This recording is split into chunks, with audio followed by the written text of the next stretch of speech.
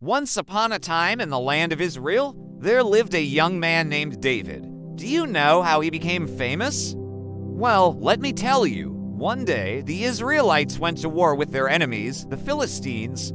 They were scared because the Philistines had a giant named Goliath who was very tall and strong. No one in Israel could defeat him. Everyone was afraid, but not David. He was a brave young man who wasn't afraid of anyone.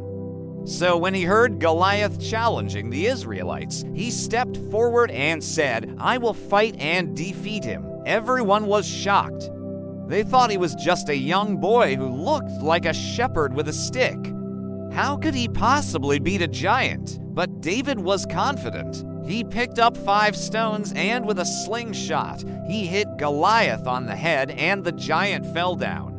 It was amazing. Everyone was cheering and singing songs about David, the hero of Israel. At first, the king of Israel, Saul, was very happy about David's victory. He welcomed him into his palace and made him a commander in his army. Everyone loved David. They celebrated him as the one who had saved Israel from the giant Goliath. David was just 17 years old. He was a shepherd boy who became a hero overnight. But as David became more successful in battles, King Saul started feeling jealous.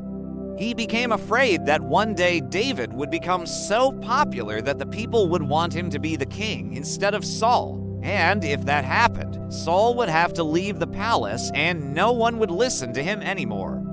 You see, Saul wanted to be the greatest and most powerful king in the land. He didn't want anyone to take his place.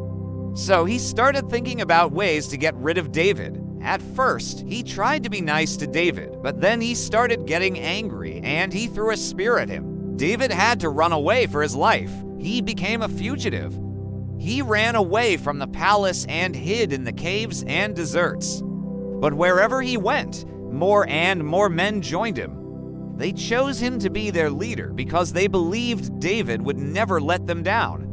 Meanwhile, Saul became more and more upset.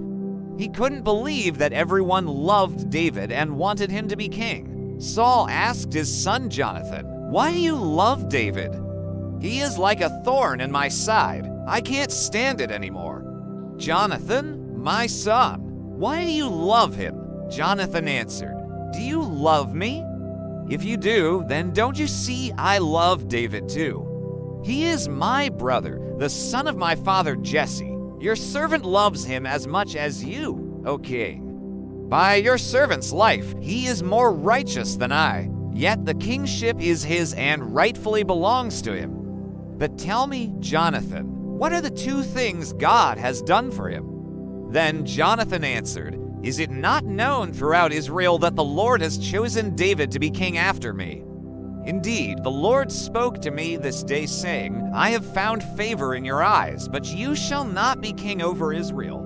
Thus says the Lord, and he will raise up for himself a descendant from Judah, a king over Israel in the line of Jesse, he, Bethlehem Ephratah.'" When Jonathan heard this, he was glad that he had found David. He became friends with him and promised to protect him, no matter what his father, King Saul, would say. Then one day, Saul entered a cave where David and his men were hiding. It was the perfect chance for David to hurt Saul and take revenge on him. But instead, he cut a piece of Saul's robe and later returned it to him. David told Saul, "My heart is far from sinning against you. And as you live, O king, you know well that David is innocent. And whatever you have done," Saul continued speaking and said, "let not the thing I have done, I pray you, pass between me and you. Do not be against me nor slay me, for I am your father.